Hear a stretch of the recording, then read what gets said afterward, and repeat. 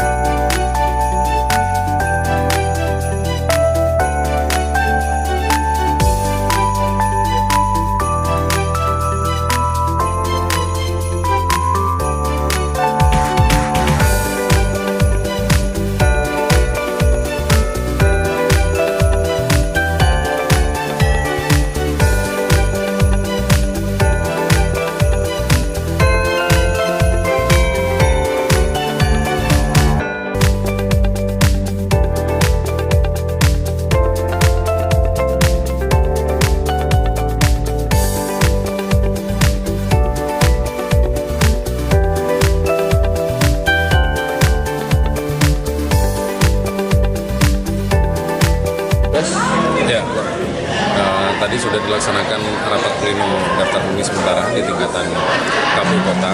Setelah sebelumnya kami sudah melaksanakan rapat pleno untuk daftar pemilih hasil pemutakhiran yang dilaksanakan oleh BPS dan BPK. Biasanya ada perubahan dari data hasil sinkronisasi yang kemudian kami coklit oleh teman-teman Pantarle, kemudian muncul di PHP dan kemudian kami plenokan di tingkatan BPS dan BPK. Dikit aja. Terkait dengan loksusnya sendiri, Ya. gimana ya? Ya, kalau Loksus kemarin kami sudah koordinasi dengan pihak lapas karena jumlahnya di sana itu jumlah pemilihnya yang kemudian diserahkan kepada kita disertai dengan NIK dan NKK ya. Jadi yang sudah ada data NIK dan NKK itu di atas 600 pemilih. Makanya kami karena memang satu TPS itu maksimal 600 maka harus kemudian kami akomodasi untuk 2 TPS begitu ya. Nah, ini sudah kami laporkan kepada KPU RI dalam proses sinkronisasi dan pelaporan kami dan sudah disetujui untuk 2 TPS. Tapi data ini akan terus bergerak, terutama warga binaan di lapas, ada yang masuk, ada yang keluar, dan ini juga jadi pertimbangan kami. Apakah itu prosesnya dari DPS kemudian menjadi DPT itu berapa lama atau kapan? Ya, itu disesuaikan dengan tahapan yang kemudian ada di PKPU 7 tahun 2024. Tentu proses pemutaran daftar pemilih ini kan tidak berhenti.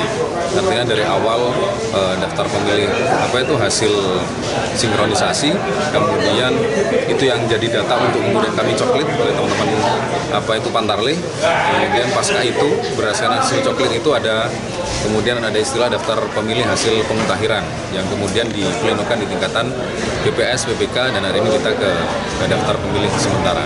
Nah, setelah ini kami juga melakukan pencermatan terhadap saran dan masukan dari Bawaslu tadi, termasuk juga perkembangan-perkembangan.